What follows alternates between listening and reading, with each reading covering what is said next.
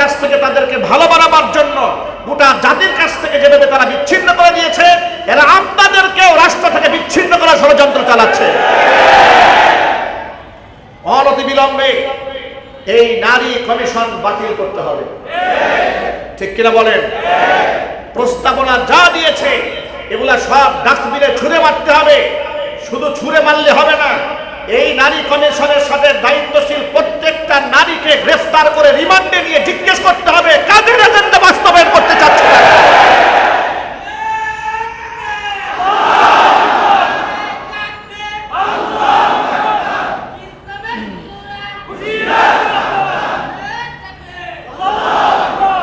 ভাইরা আমার, শুধু কি তাই, কমিশনে আরো দাখিল করা হয়েছে বহু বিবাহকে রোধ করতে হবে, বাল্য বিবাহ বন্ধ করে দিতে হবে।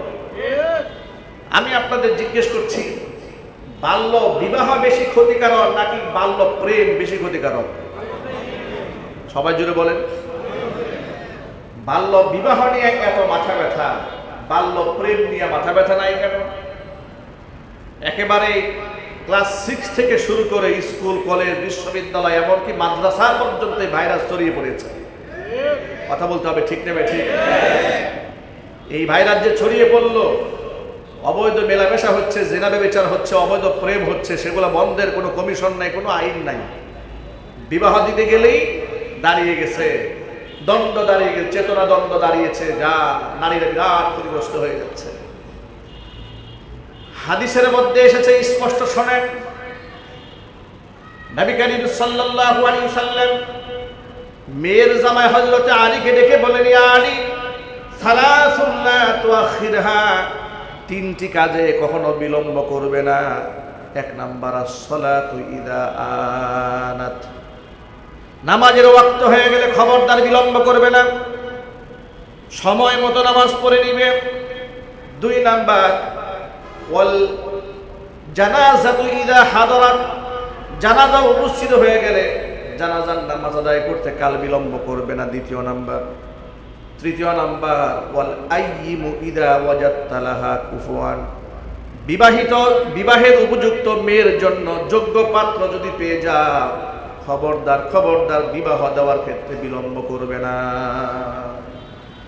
বিবাহকে ইসলামে এত বেশি সহজ করা হয়েছে, নবী করিম সাল্লাল্লাহু আলাইহি ওয়াসাল্লাম বলেছেন, আইসারুহা মাউনা, যে বিবাহের মধ্যে সবচেয়ে খরচ কম, ওই বিবাহের মধ্যে আল্লাহ তাআলা সবচেয়ে বেশি বরকত নাজিল করে দেন। বিবাহকে একদম সহজ করা হয়েছে। বিবাহ বহির্ভূত অবৈধ সম্পর্ক বেশি কঠোর করা হয়েছে ইসলামে, পক্ষান্তরে বিবাহকে একদম সহজ করা হয়েছে।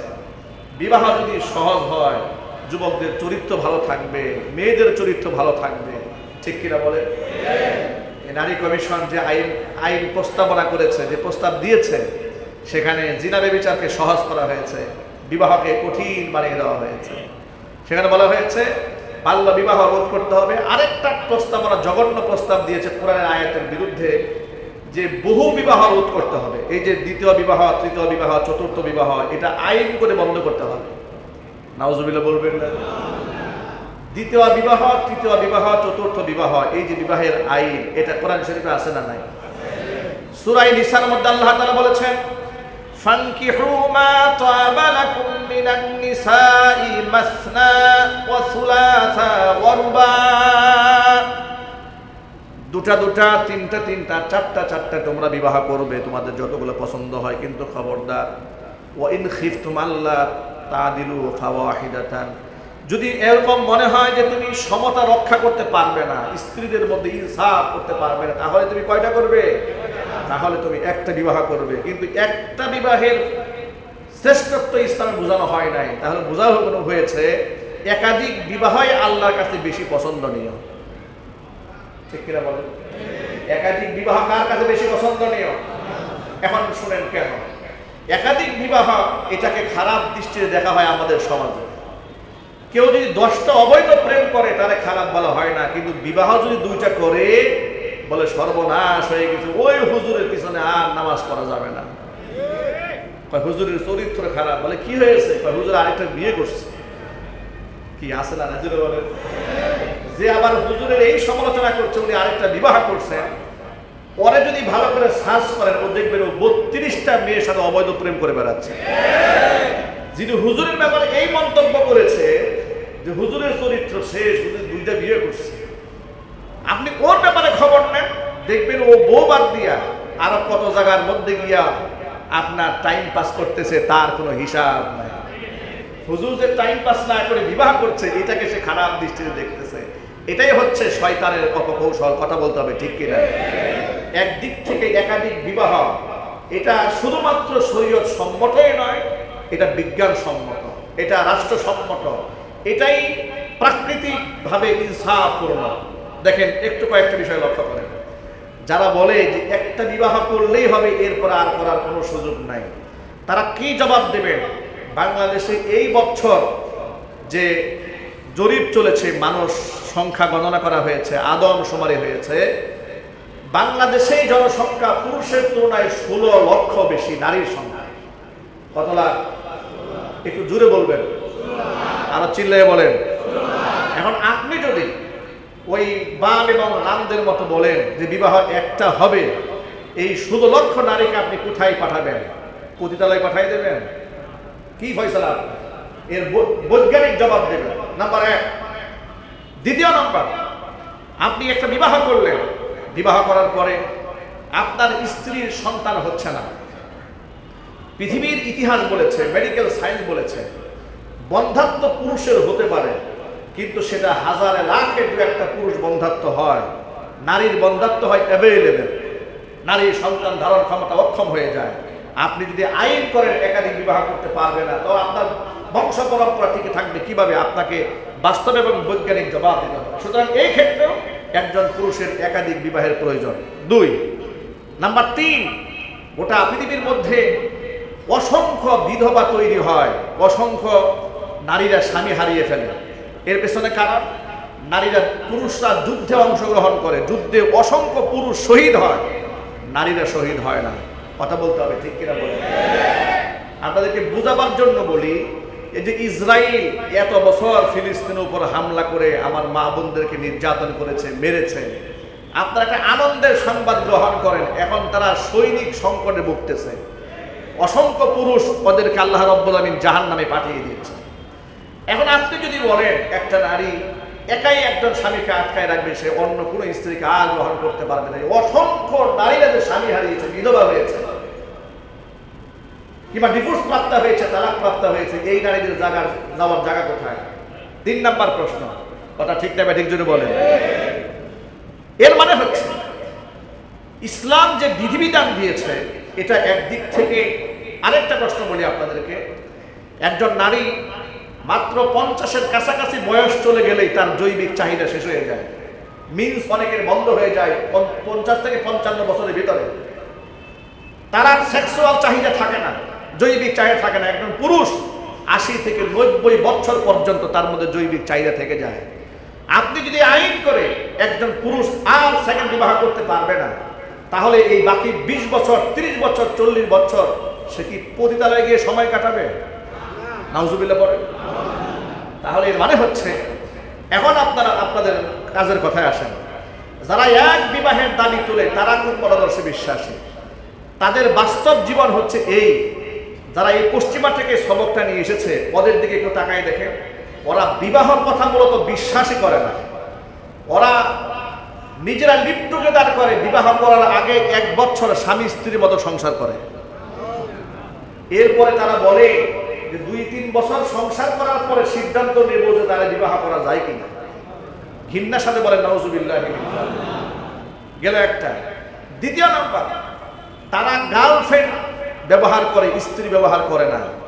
আমি আপনাদেরকে জিজ্ঞেস করছি, একটা নারী গার্লফ্রেন্ড হিসেবে উত্তম নাকি স্ত্রী হিসেবে সম্মানিতা? কারণ স্ত্রী হলে তাকে মর্যাদা দিতে হয়, ভরণ পোষণ দিতে হয়, উত্তরাধিকার সম্পত্তি দিতে হয়, সামাজিক অধিকার দিতে হয়, কিন্তু গার্লফ্রেন্ডকে কোনো অধিকার দিতে হয় না, শুধুমাত্র তাকে ব্যবহার করা যায়। তাহলে এবার আপনারা বলেন, গার্লফ্রেন্ডের কালচার ভালো নাকি স্ত্রী হওয়ার কালচার ভালো? ইসলামে এত সুন্দর সুন্দর একাধিক বিবাহের যে আইনগুলো রয়েছে, এই সৌন্দর্যতা উপলব্ধি করতে না পেরে ওরা জেনা ব্যভিচারের পন্থাকে খুঁজে বেড়াতে চায়, যা ইনশাআল্লাহ বাংলাদেশের 90% মুসলমানদের দেশে এটা কোনোদিন বাস্তবায়িত হতে পারবে না। যদি এই সমস্ত অপকর্মের বিরুদ্ধে আমাদের রাজপথে নামতে হয়, ঝাঁপিয়ে পড়তে হয়, আরেকটা যদি জুলাই আগস্টের বিপ্লবের মতো আরেকটা বিপ্লব সাধন করার প্রয়োজন পড়ে, আমরা সেই বিপ্লবে ঝাঁপিয়ে পড়ব। নারীবাদীর কোন চক্রান্ত বাংলাদেশে বাস্তবায়ন করে দেওয়া হবে না ইনশাআল্লাহ। আপনারা কি প্রস্তুত আছেন কিনা আমি দুহাত দেখতে চাচ্ছি।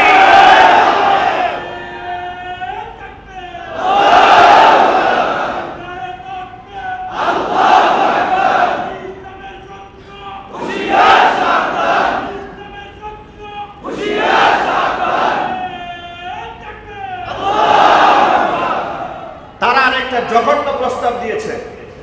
তারা বলেছে রাষ্ট্র হচ্ছে একটা ইহজাগতিক সত্তা, সুতরাং রাষ্ট্রের কোনো ধর্ম থাকতে পারবে না। সুতরাং রাষ্ট্রের সংবিধান শুরু করতে গিয়ে বিসমিল্লাহির রহমানির রহিম লিখলে তো ইসলাম ধর্মকে সাপোর্ট দেওয়া হলো, এই বিসমিল্লাহির রহমানির রহিম সংবিধান থেকে বাতিল করতে হবে। নাউজুবিল্লাহ, জোরে বলেন। এই হচ্ছে তাদের প্রস্তাবনা যে রাষ্ট্রের কোনো ধর্ম নাই। আচ্ছা, আপনাদের কি বলি রাষ্ট্রের ভাষা আছে না? রাষ্ট্রভাষা কি? তাহলে রাষ্ট্রের ভাষা হলো কি করে? রাষ্ট্র কি কথা বলে নাকি? এবার আপনারা বলেন জাতীয় মাছের নাম কি? জাতীয় ফুলের নাম কি? জাতীয় ফলের নাম কি? জাতীয় প্রাণীর নাম কি? যদি এত কিছু হয়ে থাকে, জাতীয় পশুর নাম কি? যদি এই জাতীয় এত কিছু হতে পারে, রাষ্ট্রের ভাষা থাকতে পারে, রাষ্ট্রের দিবস থাকতে পারে, রাষ্ট্রের এত কিছু থাকতে পারে, তাহলে রাষ্ট্রের ধর্ম থাকতে হবে। সে ধর্মের নাম কি? চিল্লাই বলে। নারীবাদীরা বলেছে রাষ্ট্র হচ্ছে ইহজাগতিক সত্তা, সুতরাং এর কোনো ধর্মের পরিচয় থাকতে নাই। সুতরাং সংবিধানের শুরুতে ধর্ম দিয়ে সংবিধান শুরু হবে, এটা বাদ দিতে হবে। এটা নারী কমিশন প্রস্তাবনা পেশ করেছে। এই কমিশনগুলো বাতিল করার লক্ষ্যে আগামীকাল ৩রা মে হেফাজত ইসলাম বাংলাদেশ সেই 2013 সালের পরিপূর্ণ এনার্জেটিক পাওয়ার নিয়ে সরোয়ার্দী উদ্যানে গোটা বাংলাদেশের আপামর জনসাধারণকে সাথে নিয়ে এক মহা সমাবেশের আয়োজন করেছে। সকাল 9টার মধ্যে সরোয়ার্দী উদ্যান চলো চলো ঢাকা চলো, এই মিশনে বাংলাদেশের টেকনাফ থেকে তেতুলিয়া, রূপসা থেকে পাথুরিয়া পর্যন্ত এই আন্দোলন ছড়িয়ে পড়েছে। লাখো লাখো মুমিন মুসলমান তাওহীদি জনতা ঝাঁপিয়ে পড়বে আগামীকাল সকাল 9টার মধ্যে সরোয়ার্দী উদ্যানে। কেন? মিশন হচ্ছে কয়েকটি। 1, নারী কমিশনকে বাতিল করতে হবে। 2, হেফাজত ইসলাম বাংলাদেশের বিগত দিবসগুলোতে, বছরগুলোতে স্বৈরাচারীর আমলে অন্যায়ভাবে আলেম ওলামাদের নামে যে মিথ্যা মামলাগুলো দিয়েছে, সেই মিথ্যা মামলাগুলো অবশ্যই এগুলোকে পরিহার করতে হবে। এগুলো আপনারা চান না? আরো যদি বলুন চান না? এমনকি সাথে সাথে 4 দফা দাবি নিয়ে হেফাজত ইসলাম বাংলাদেশ যে কর্মসূচি আগামীকাল ঘোষণা করেছে, এটা সারা বাংলাদেশের একেবারে তৃণমূল পর্যন্ত আওয়াজ পৌঁছে গেছে। আপনারা কি সংবাদটা জানেন? আগামীকাল যে হেফাজতের মহাসমাবেশ, এটা কি আপনারা জানেন? কারা কারা জানেন? জানেন তো? না জানলে এখন কারা কারা জেনেছেন হাত তোলেন। মাশাআল্লাহ, এখন তো জানতে পেরেছেন। এই আওয়াজ আপনাদেরকে পৌঁছে দিচ্ছি। 2013 সালে আমরা কিন্তু গাজীপুর থেকে পায়ে হেঁটে শাপলা চত্বরে গিয়েছিলাম, ঠিক কিনা? আমরা সেই কাফেলার সদস্য। আমার নেতৃত্বে গাজীপুর কোনাবাড়ি থেকে 50,000-এর ঊর্ধ্বের মিছিল আমার নেতৃত্বে পরিচালিত হয়ে শাপলা চত্বর পর্যন্ত পৌঁছে গিয়েছিল। এবং সেই অপরাধে গাজীপুর বাইতুল মামুর জামে মসজিদে আমাকে তৎকালীন স্বৈরাচারের আমলে প্রশাসন দিয়ে ঘেরাও করা হয়েছিল। মসজিদ থেকে আমাকে দিনের বেলা জুমার নামাজে গ্রেফতার করার জন্য গাড়ি ভর্তি পুলিশ এসে মসজিদের সামনে ব্যারিকেড দিয়েছিল। আমার মুসল্লিরা সেখানে রুখে দাঁড়িয়েছিল। তারা বলেছিল হুজুরের দিকে চোখ দিয়ে তাকালে আমরা চোখ উপড়ায় ফেলব। এরপরে তারা আমাকে সেখানে গ্রেফতার করতে সাহস পায় না, কিন্তু মিথ্যা মামলা দিয়ে দিয়েছিল। বছরের পর বছর এই মামলা আমাকে হাজিরা দিতে হয়েছিল। আমরা জেল জরিমানাকে পরোয়া করি নাই। সর্বশেষ এখানে এই মেম্বার থেকেই দায়িত্ব পালনরত অবস্থায় 2018 সালে আমাকে গ্রেফতার করা হয়েছিল মিথ্যা মামলা দিয়ে। একের পরে এক মামলা খেয়েছি, জেল খেটেছি, জরিমানা দিয়েছি, এলাকা ছেড়েছি, কিন্তু স্বৈরাচারের আমলে আওয়ামী জাহিলিয়াতের সরকারের কাছে মাথা নত করি নাই। আওয়ামী জাহিলিয়াতের আমলে মাথা নত করি নাই, আর বর্তমান সরকারের কাছে মাথা নত করবো এর তো কোনো প্রশ্নই আসে না। আমাদের বন্ধুত্ব হবে আল্লাহর জন্য, শত্রুতাও হবে আল্লাহর জন্য। কাউকে ভালোবাসবো আল্লাহর জন্য, কাউকে ঘৃণাও করবো আল্লাহর জন্য। আগামীকালকে সরোয়ার্দী উদ্যানের সেই কাফিলার মধ্যে আমি শামিল থাকতেছি ইনশাআল্লাহ। আপনারা যাবেন তো ইনশাআল্লাহ? রাজি আছেন তো ইনশাআল্লাহ? এখান থেকে বুটবাজার থেকে গাড়ি যাবে, বেশ কিছু গাড়ির ব্যবস্থা করা হয়েছে। বুটবাজার থেকে গাড়ি যাবে, চৌরাস্তা থেকে গাড়ি যাবে, প্রতিটা থানা উপজেলা থেকে গাড়ি যাবে, আমাদের বুটবাজার থেকেও গাড়ি যাবে। আমরা যাবো না ইনশাআল্লাহ? এবং দেখেন, আরেকটা বিষয় আপনাদেরকে বলি, আমরা নিজেদের পকেটের টাকা খরচ করে শাপলা চত্বরে লক্ষ লক্ষ মানুষের সমাগম ঘটিয়েছিলাম। আমাদেরকেও টাকা পয়সা দিয়েছিল? তৎকালীন যুগে সরকার বলেছিল, হুজুর ভাই এত টাকা কই পাইছে? বলে নাই যে আমরা 10-20 হাজার মানুষ জমা করতে গিয়ে লক্ষ লক্ষ টাকা লাগে, হুজুর ভাই এত টাকা পাইল কই? ওরা জানে না আমরা যেখানে আল্লাহর জন্য জীবন দিতে জানি, সেখানে পয়সা দেওয়া তো কোনো ব্যাপারই না, ঠিক কিনা? অনেক ভাইরা কালকে আমাদের সাথে শামিল হচ্ছেন, মিছিলে শামিল হচ্ছেন, প্রোগ্রামে। এখন সেই প্রোগ্রামে এই এতগুলো খরচের আঞ্জাম কে দেবেন? আমরা নিজেরাই দেব, ঠিক কিনা ইনশাল্লাহ? আমি আপনাদের কাছে 5 মিনিট সময় চেয়ে নিচ্ছি, কারণ এটা আমাদের ইমানের প্রশ্ন, আকীদার প্রশ্ন। দেখুন, আমরা যদি চুপ থাকতাম তাহলে সরকার কাছে আমরাই ভালো থাকতাম, কথা বলেন, ঠিক কিনা বলেন? কিন্তু আমরা চুপ কেন থাকবো? যেখানে দেখবো আমার কোরআনের আইন লঙ্ঘিত হচ্ছে, আমার রাষ্ট্র বিপদের মুখে পড়তেছে, সেখানে আমাদের জীবনে কোনো পরোয়া নাই। আমাদের জীবনের ঝুঁকি নিয়ে রাষ্ট্রকে উদ্ধার করতে হলে তাহলে অবশ্যই আমাদেরকে জীবনের ঝুঁকি নিয়ে রাজপথে ঝাঁপিয়ে পড়তে হবে। আপনারা কি প্রস্তুত আছেন তো ইনশাআল্লাহ? খুশি মনে আমি প্রত্যেক কাতার থেকে একজন দায়িত্বশীল ভাইকে দাঁড়িয়ে যেতে বলবো, যে আপনারা একজন করে দাঁড়িয়ে যাবেন, প্রত্যেকের পকেটে হাত দেন বিসমিল্লাহ। আগামীকাল যে যাওয়া হবে, এই বাস ভাড়া বাবদ আমরা নিজের পক্ষ থেকে যে যতটুকু পারি আমরা উপস্থিত কিছু টাকা কালেকশন করে তুলবো ইনশাআল্লাহ, যাতে করে যে সমস্ত অসহায় ভাইরা যেতে চাচ্ছেন, কিন্তু এই যে বাসগুলো রিজার্ভ করা হচ্ছে, ভাড়া তো সবাই দিতে পারবে না। আমি আমার পক্ষ থেকে আপনাদের সাথে সম্পৃক্ত, আমি তো গোপনে জেনে দিব বলবো না, আমি আপনাদের সাথে 1000 টাকা শামিল হলাম ইনশাআল্লাহ। এই দান ভাই, প্রত্যেক কারণে একজন দাঁড়ান, মেহেরবানি করে একজন ভাই দাঁড়িয়ে যান, একজন ভাই দাঁড়িয়ে